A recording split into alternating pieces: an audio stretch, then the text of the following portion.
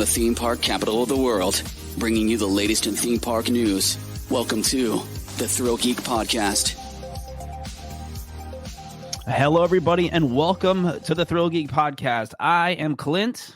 And I'm Caribbean Barry. And you are Caribbean Barry. You got your fedora. You are ready to hat. Go. You got your Dole. Is that your Dole Whip shirt that I see there? That's I think the snacks one. But isn't Dole Whip on it? Yes, Dole Whip is on it. So there you go. It matches the hat, the blue in the hat. So we are very busy bees here. We're knocking out these podcast episodes. Hopefully everybody is enjoying our Tiana's Bayou Adventure review episode. This episode is obviously going to be all things Disney Cruise Line. We had that absolutely insane week where it was back-to-back Lookout Cay media event, Tiana's media event. So Barry and I are trying to churn out these podcast episodes as quick as we can and get them to you guys to listen to. We're gonna on this episode we're gonna be talking about Lookout Cay at Lighthouse Point, and then we're gonna wrap it up at the end and just kind of give our thoughts on the Disney Magic, because it was my first time on the Magic, Barry's first time on the Magic, Barry's first time on a Disney cruise, my sixth Disney cruise. So we've got a mixed bag of opinions on stuff and, different perspectives. Yeah. And we're going to start first talking about Lookout Cay at Lighthouse Point. First off, huge thank you to Disney Cruise Line for inviting us out, hosting us for this cruise. Yeah, we greatly appreciate that. We had an absolute blast the whole entire trip, and it was really cool being the first Disney cruise ship at Lookout Cay at Lighthouse Point. That was pretty special. I was up early on the morning on that, Friday, to watch the boat come in and dock to the pier, and everybody was out waving at us. Speaking of pier, let's start the thing that everybody was talking about. The walk along this dreaded, what everybody was losing their minds over was this pier that Lookout Cay, that the ship's going to Lookout Cay dock to. Barry, do you want to kind of start talking about it, about what just kind of the pier and how everybody lost their mind over it? And it wasn't really that bad. It wasn't really that bad. The pier is long, and if you've been to certain other ports, there's some pretty long piers out there. Cozumel, depending on which ship you get on, has a pretty long pier. On top of a long walk through the port section, just to get, if you're going somewhere. I feel like, I guess, people who've been to Castaway Cay have a certain expectation because the cruise ship there, really docks right there. Let me stop you there. I actually, on Google Maps, I did some nerdy investigation, and Google Maps has this thing where you can plot the distance, and the distance on Castaway Cay, from where the boat docks, where you get off, you can still walk. You don't have to take the tram on Castaway Cay. Yeah. And I measured the distance to about the Family Beach area, and it was about 2,500 feet. And I measured the distance from the Lookout Cay pier when you get off the boat to the end of that pier. Yes, you have another 12, 13 minute tram ride to the other side of the island, but it was about 2,800 feet. So just around half a mile. I was like, what else? What are some other theme park things that have a good walk to it? And believe it or not, and yes, I know we get moving walkways. The walk from the Universal, I plotted it about the middle of the parking garage to the entrance of Universal Studios Florida is about 2,500 feet. I didn't understand everybody complaining about a half-mile walk. Yeah, I feel like it was a little overblown, and also the fact that, if you've gone to, like you said, to certain other cruise line private islands, it's like, okay, you get off the ship at the pier, like at Castaway Cay or Coco Cay for Royal Caribbean. But if you want to go to certain parts of the island, you've got a nice long walk to get to those parts of the island. Whereas here, you get to the pier, then you do have to hop on a tram. So yes, it's about a half an hour to get there, approximately, 20 minutes to half an hour. I felt like the tram ride was a lot faster coming back. And I guess it's because it just felt that way. And maybe it was just because by the end of the day, they had gotten more used to driving. They were driving little bit faster and back. Yes, but it's no different than any private island you go to off of a cruise ship. You're going to be hiking and walking somewhere all right there. The one good thing is once you get off the tram,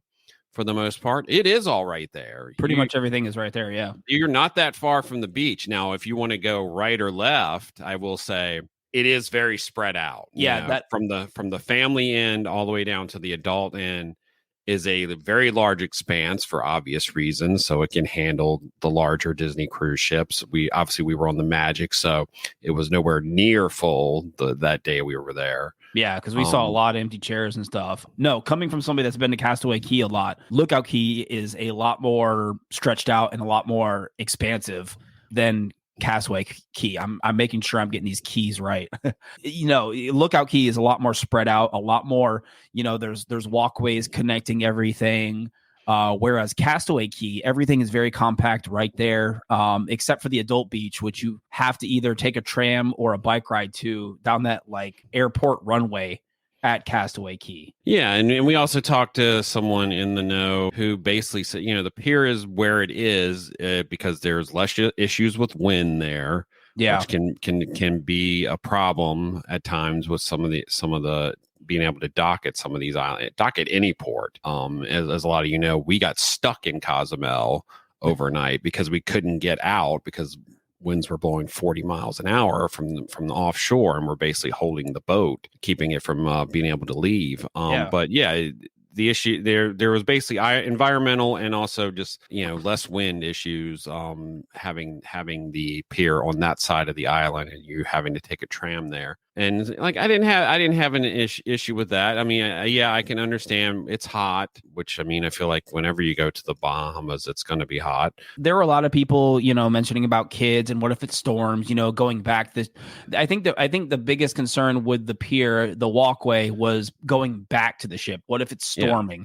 People that have kids, and the best thing I can say as a parent, if you have luckily all my kids are out of the stroller.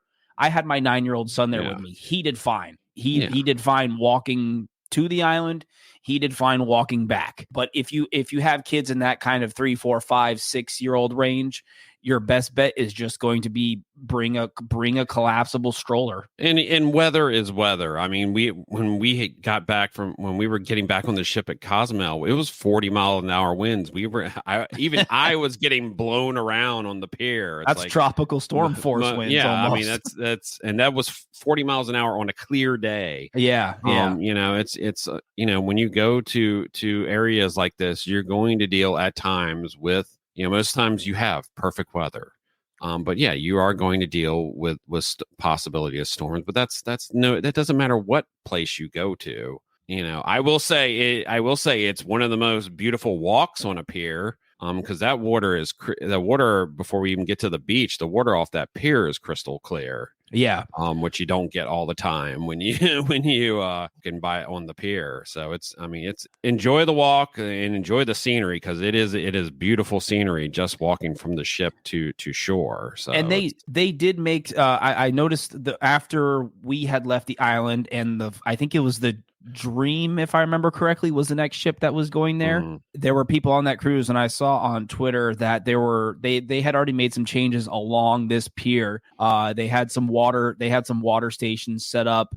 My biggest thing was, for those of you watching the video version here, I'm playing my video from Lookout Cay. There's these little alcoves. I hope eventually they get some kind of benches there or something for people that do want to take a break. It almost looked like they were made for benches almost. The walk wasn't that bad. I know online there was all sorts of TikToks and there was all sorts of Twitter post about this walk. I think the photos made it look really bad. I think that's what a lot of it was that and just you got to remember this is a brand new island. I mean, it clearly is. We were there for a preview, and we've heard since there's been there's still construction going on there. Yeah, you could tell when we were there that things were still things weren't done. Then they were still. Yeah, we've heard since we've been there's been more palm trees put up, and more other stuff more signage has been put up since we've been there. So it's going back to the beach. I figured this would be a good segue to talk about the beach for a minute or two. because it's without a doubt, and I think you're in agreement here with me, Barry. This is one of, if not the most beautiful beaches in the Bahamas. It is definitely the most beautiful beach I've been on a cruise. It is the selling point of this island is the beach. It is fine sand, unlike a lot of these beaches you go to in the Caribbean are a little rocky. The sand is fine. The water is crystal clear. A lot of times near the shore, the water is not crystal clear on a lot of these beaches. It is crystal clear on the shore. I think the only negative for some people might be the fact that the beach really is not that deep. Yeah. The water isn't that deep. Basically, like the snorkeling areas, everyone pretty much most people can walk out to them. Yeah. So it's like if you want to go like a little deep water snorkeling, you have to pay for the excursion that they have. Yeah. On the island, there's not as many loungers on the beach part. The beach does have a protective dune line that goes up and down the entire beach for obvious reasons.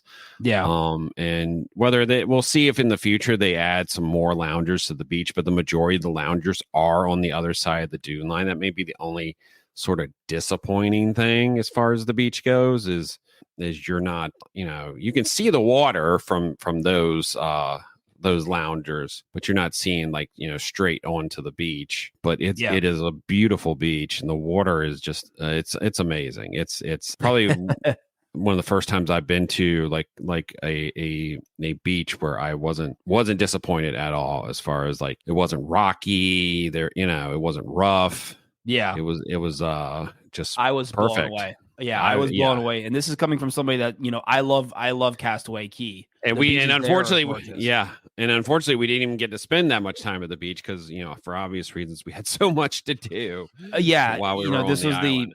The unfortunate thing, I guess, if you could say it's unfortunate for us being on Disney's new island destination.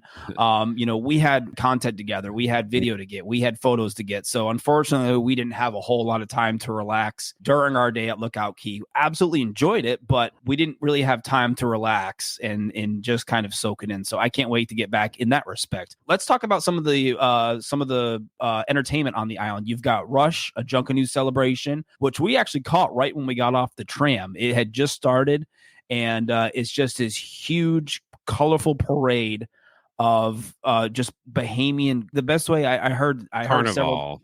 It's a carnival, a Mardi Gras celebration for the people of the Bahamas, and they just wear these vibrant, and they make these costumes. They're handmade costumes.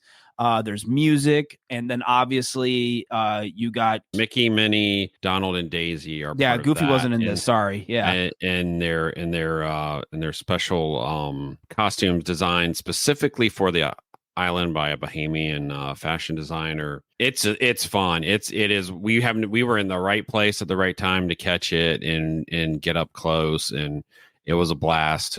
They've been running it so far 2 times a day. It's a must see. I think it's one of the things I found really enjoyable about the island. Is just everything is very Bahamian inspired. A lot of times you go to a cruise line private island, and it just looks like a resort. Any resort, you could be anywhere.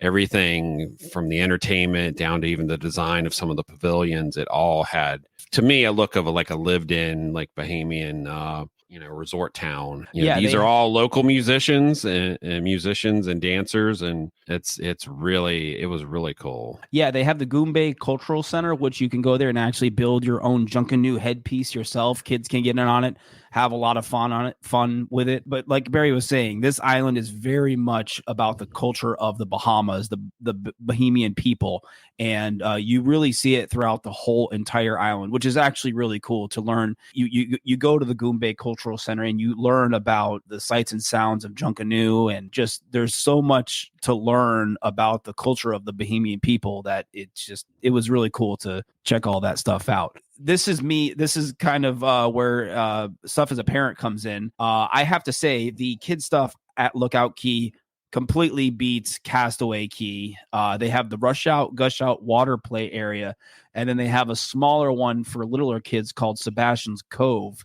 which is for the little kids. Can't remember the name of the off the top of my head, the water play area in Castaway Cay, but it is literally like a floating island out in the middle of the water. So you have to be a good, strong swimmer. As a parent, I say this in my article, the Lookout Cay totally wins as far as like water play area for the little ones. Oh no, the both water play areas are water park level, like play areas, like something you'd see in a major water park, really heavily themed out. One, the rush out, gush out water play area is actually themed to a Junkanoo shack, from what I was told. So that's really cool. And then obviously the other one, which was Sebastian's Cove, is themed to Little Mermaid. So sorry, Barry, I didn't mean to interrupt. Very, very, very cool. Because sometimes some kids are intimidated by the beach. Yeah. And sharks. It's just easier and it's also easier. These play areas, you're able to just sort of let them, someone Connor's like 9, he's able to run around while you just sort of watch. Yeah. And so it's, it's nice to have like a little area for them to play. And they're still, you're still right there off the beach. So you're still there as part of the island. And also there is a family friendly show too, to go along with all this family friendly stuff. That was over at the Play Pavilion. But no, this one features Goofy, Pluto, Chip and Dale in their costumes, and their Junkanoo inspired costumes, and Disney Fun in the Sun Beach Bash. So I like too that it's in a covered pavilion too. I think that's nice that everyone's not having to be out in the heat. No, it was a lot of fun. All the kids get there. And Goofy, Chip and Dale, Pluto, they all come out and they kind of hang out with the kids. They play the games. It was a fun little time. My son, he absolutely loved it. So yeah, that was a really cool little thing. And then the characters are available throughout the day, different parts of the day for photos. And I saw Minnie and I think I saw Mickey throughout the day. But again, we didn't have time. They all had pretty long lines the couple of times I saw, because you can't get these pictures with them in these costumes anywhere else but on this island. So, all right, let's talk about the food really quick, and then we can probably wrap it up and talk about the Disney magic itself for a few minutes before we get on out of here. Speaking of the video that's playing right now, the smoothie place, I got the tropical teaser, which was really good. We can quick talk about that. There are a variety of bars. I think there were a total of 3 bars. Yeah, I believe 3 bars, and then the smoothies place, which with the basically sort of smoothies and basically non-alcoholic like mocktails. Yeah, and a really cool pineapple souvenir cup, which was really, really awesome. And I'm not one to buy every souvenir cup I see, but I saw that pineapple Disney Cruise Line souvenir cup, and I had to have it. If you're a fan of souvenir cups, like anything, I think the only issue I found with some of the bars is they didn't really have menus up, and they were missing some items. That's to be expected. Like I said, it was a preview. We were basically sort of for lack of a better term, the guinea pigs for the first time. It was literally the first time the crew had been to this island and they basically bring everything off the ship and then staff all these locations. I think considering that this was their first time doing all of this, I think it ran pretty well. For it being their first time, I think it went pretty well. What did you think about the food, Barry? I mean, typical for me, it was similar to Castaway Cay, barbecue fanfare. I enjoyed it. What did you think? I really enjoyed it. I had the Bahamian like peas and rice with chicken. It was flavorful.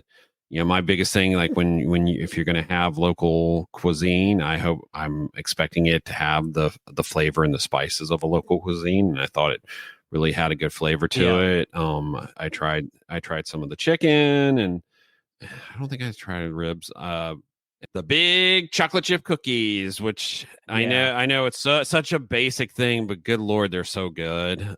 Yeah. Yeah, I get those. They have those on Castaway Cay, and when I saw them on Lookout Cay, I was like, "Oh, hello, my sweetness." I know. It's like, can we have those? Can we have those chocolate chip cookies in the parks? It's Yeah, the closest I could think to is the ones they have during Festival of the Arts that are similar to those chocolate chip cookies. Almost, yeah, almost. But all the food I tried was really good. Didn't have to wait long. Albeit we ate a little bit later. That the barbecues were open. I really enjoyed the food. I think the only issue we saw is the pavilions, the dining pavilions. I wonder how well it went with it's going to go with the bigger ships, because there seemed to be, maybe they're adding more. They hadn't put out all the tables yet, because it felt like there was a lot of space. It looked like you could still squeeze a lot of picnic tables in those covered, like they almost look like turtle shell type pavilions. Because I think that was the only issue. We thought it was like, okay, well, what are they going to do once the bigger ships get here? Because it's like there's definitely not enough tables. I'm assuming they've added more. You know, same way we there was plenty of loungers on the beach. There's tons of empty loungers, but obviously, I think they had more than enough for the bigger ships. I enjoyed the food. I really I definitely liked it. I felt it was a lot better than some of the food I've had at other cruise line, the barbecues they do at other cruise line islands I've been on. Yeah, no, every time I've been to Castaway Cay, the barbecue there has always been good. It always hits the spot. It's perfect for your island trip out there for the day. Yeah. A nice, good barbecue food. The one difference, like you said, Barry, that you had that I noticed at Lookout Cay is, again, this Lookout Cay is very Bahamian inspired, and they did have a few Bahamian inspired dishes, and they had the I think you said it was the pigeon peas and rice. Pigeon peas and rice, and there was some of the fish dishes were very much. And they had yuca fries, and a lot of other Caribbean. They had a seafood food. Jambalaya, I think. Yeah. They had snapper, grilled salmon, with pineapple salsa. From what I remember looking at. Yeah, and then they had the usual, what you expect from a private island barbecue: burgers, chicken, ribs, some of the usual stuff that you get. Some of the usual. So at most cruise line private islands. We talked about food. We talked about entertainment. We talked about the beach. Merchandise, that's probably where I spent the most money. I blew the budget. Did. Yeah, we both did. You really blew the budget. Yeah. Well, I didn't see any ship merchandise on the ship that I wanted. So I was like, you know what? When we get to Lookout Cay, I'm probably going to blow the budget. And I did. No, I think, I'm wearing one of the things you can buy. Thanks to Disney giving it to us. I love the fact that it was the merchandise was varied. There was a lot of different lines of merchandise, including some of it was designed by the same Bahamian fashion designer who designed the character costumes. You had the Junkanoo inspired Loungefly and ears. And the Bahamian artist you're thinking of is Theodore Elliott. Yeah, I think the only issue was, since it was the beginning, the lines were crazy for merchandise. It got bombarded when the tram started showing up. Yeah, and I was like, and even towards later in the day, you still had to wait. It was still busy, but about 6 or 7 people deep to check out. The line outside of the gift shop was gone when I was leaving with Connor. It was just still crazy inside the gift shop. Yeah, but yeah, no, I purchased several things. I got my UV swim shirt with the Lookout Cay on it. I got my wife the Spirit jersey. I got a t-shirt for me. I got a little swim shirt for my daughter. All the merchandise was really cute. There was actually some really good merchandise. I got the button up. There's a nice mixture of like I said, Bahamian inspired looks, some that's more of a tropical thing. There was a whole line with sort of Mickey and Minnie on it, including the button up shirt I got. And there was some more like your typical resort wear type looking stuff. But yeah, a good mixture, and for the most part, they had most sizes in all day long. They did not, I don't know how it's going to work with a bigger ship. And, they for the most part kept most of the stuff in stock all day long. There may have been a few sizes that they ran out of, but I was definitely impressed with how much stuff they did actually bring on into the shop, and I'm assuming it'll get restocked every time a ship comes in. And I was impressed with the merchandise, and you can only buy it on the island. You can't get it you can't anywhere get that else. anywhere else. So I mean, some of it probably will eventually show up one day in Cast Connection in the outlets, but the stuff that's not selling and the unpopular merchandise. but I have a feeling it'll be a while before that happens. Everything was flying off the shelves when we were there. And then right next to that is actually another gift shop called Treasures of Eleuthera, which actually sells stuff from the Bahamian people. I saw bags, I saw artwork, I saw coffee. Yeah. It's all stuff that's sold by the locals. So, jewelry. Yeah. It was all sold by the locals there on that island. So that was really cool that Disney was incorporating that into their their destination. So I think we covered the island pretty good. We did merchandise, we did food, entertainment. Yeah, I think our only most people's complaint, and it is a new island, is shade. Whether they add some shade structures, obviously it's going to take time for a lot of the palm trees to grow in. Sure. And most of the loungers, they have like umbrellas next to them. They don't really have the cover type loungers. So but I feel like that's something Disney will adapt to over time if they get feedback from people and they feel they need to maybe put in some shade structures. But other than that, I mean, considering this is a brand new experience, a brand new island, I thought it was pretty well run. And like I said, it's the beach. The beach is everything about going to this island. It's 100%. So beautiful. It's so beautiful. And we didn't even get really an opportunity to go. There's nature trails that you'll eventually be able to walk and bike. Part of one opened at some point during the day. But there's going to be not just the beach. There will be other things to explore on this island as they get everything fully up and running. Yeah, I think you summed it up pretty well, Barry. I think pretty much everything that we didn't like or we saw that, we were hoping Disney could change. I think that everything we saw Disney will change. It's stuff that can be changed.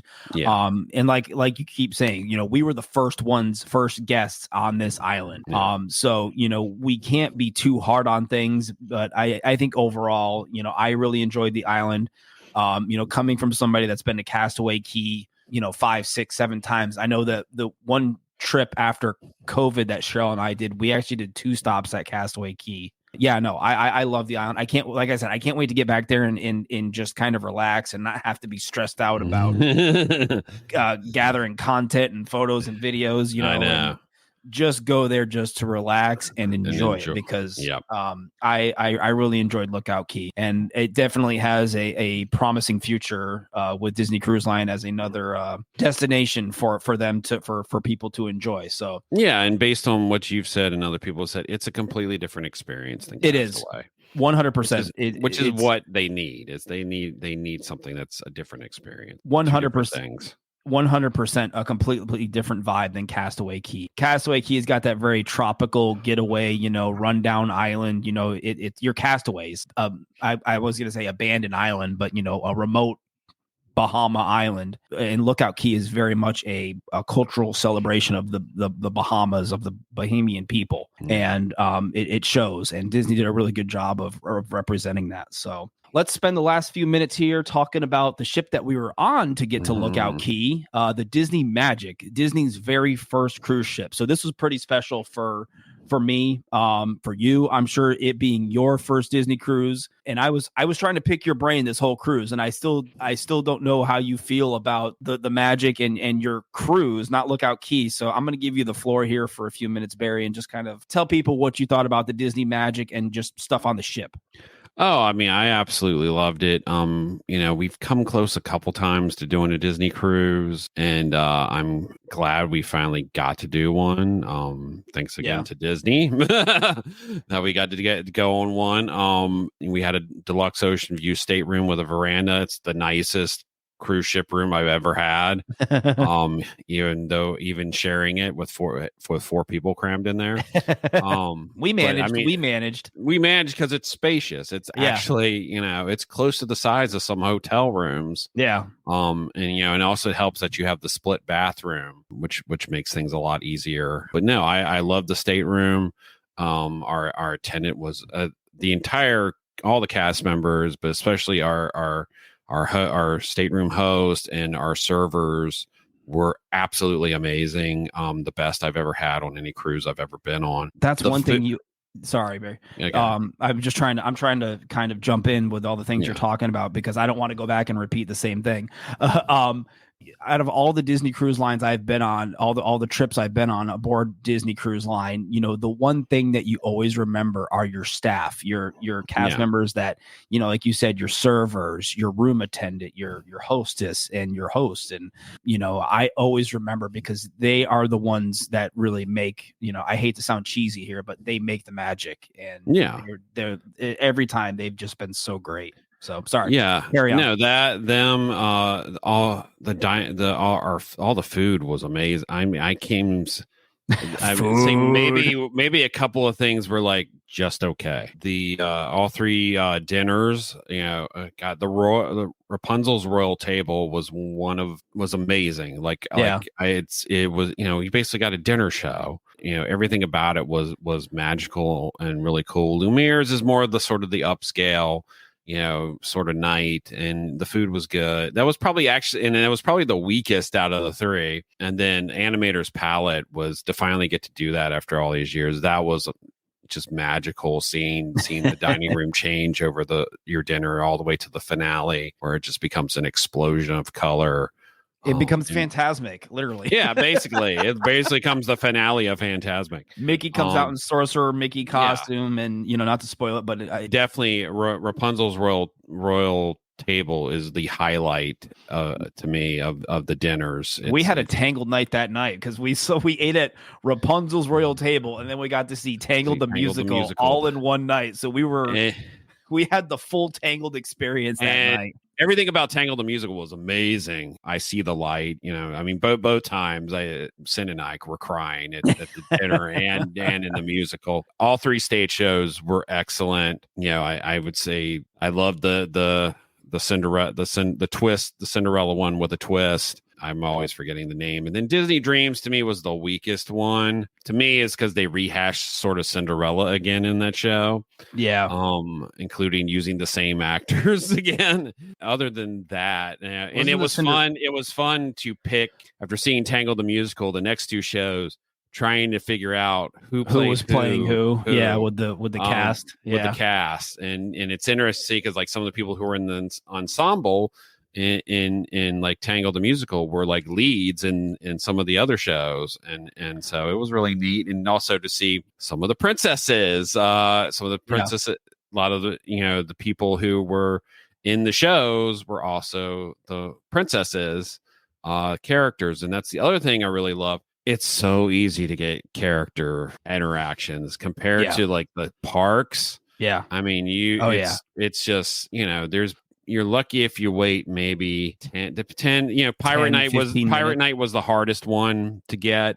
Yeah. Any of them, those were where the waits were the longest, and also they didn't have as many meets because of the fact that they also are part of the show. But you went down there the final night for the Kiss Goodnight. You were just like, oh god, yeah. Do not miss the Kiss Goodnight, because if you want some of the. If you're, you should have knocked out Captain Mickey and Captain Minnie by then. But if you want to get some of the other characters, you can get so many characters in that about 15-minute period before they do the final part of the Kiss Goodnight. Yep. Or whatever they call that show, but the farewell show. You can knock out a bunch of characters, including ones that normally don't meet, like some of the characters from the Ugly Duckling guys. Mm-hmm. They had them out there, and they had Captain Hook out there, and so you had some characters you don't normally get to meet. And they had some of the cast from the shows.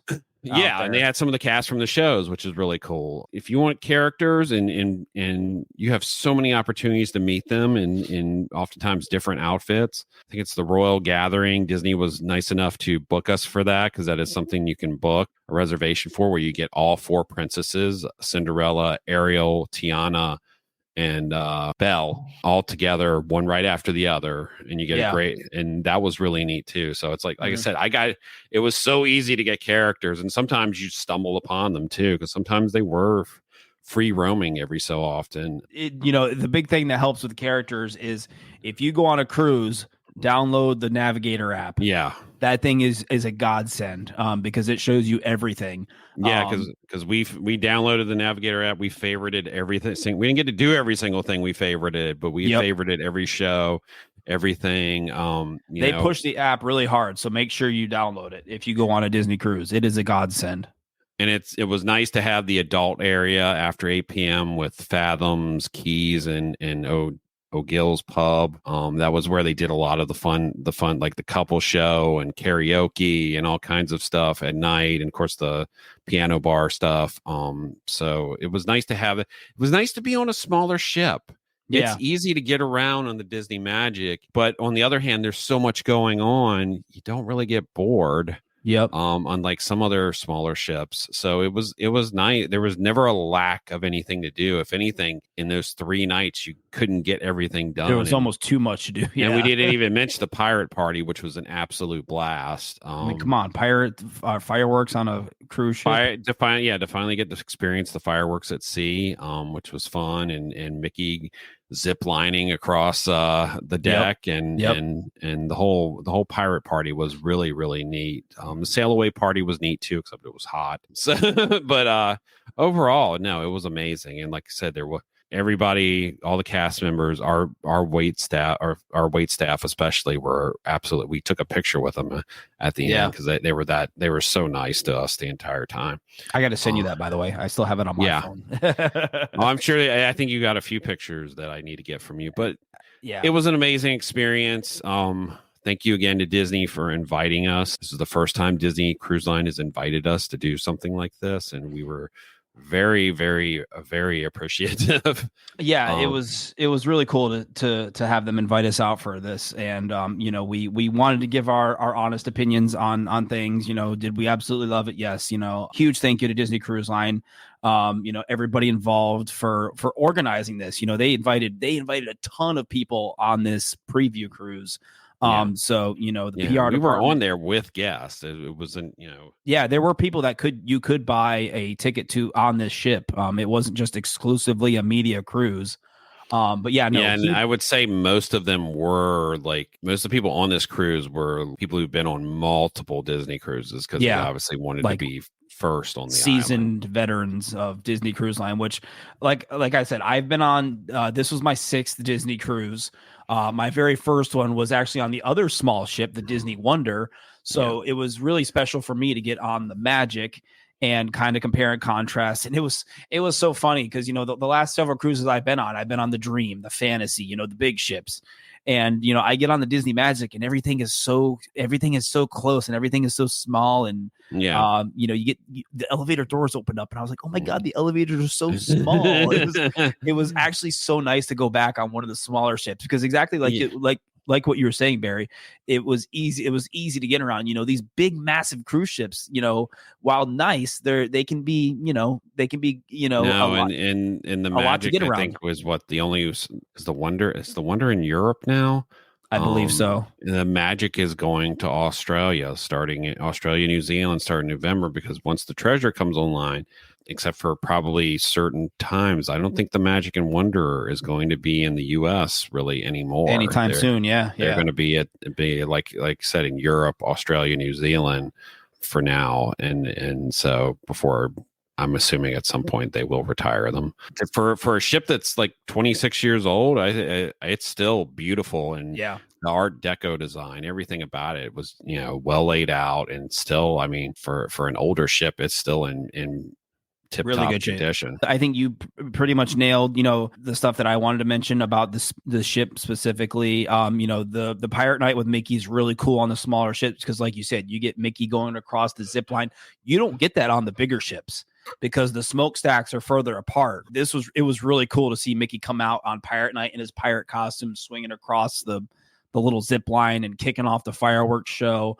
The animator's palette is actually better on the smaller ships because, like I said, they really changed the animator's palette from the small ships to the new ships. They really kind of dumbed it down, and the animator's palette on the Wonder and the Magic are so much better because, like I said, not only do you get Sorcerer Mickey at the end coming out and everything. I can't remember if you get that. I don't think you get that on the Dream or the Fantasy. I don't think you do.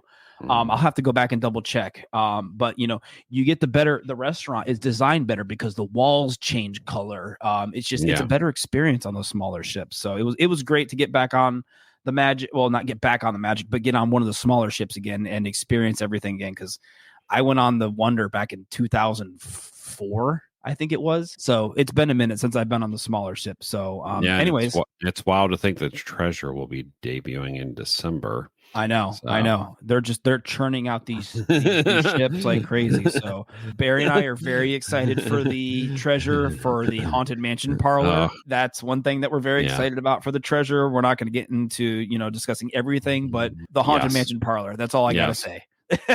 So yes, if we ever get on the Treasure, they're going to have to drag us kicking and screaming from that bar all the time from the Haunted Mansion parlor. So anyways, I think we can get on out of here. I think we did a pretty good job of covering everything. Again, huge thank you to Disney Cruise Line, Disney, for inviting us out for this preview cruise. It was an absolute blast, and we can't wait to get back to Lookout Cay again. So Barry, where can everybody follow you online and check out all your photos and videos and socials and stuff?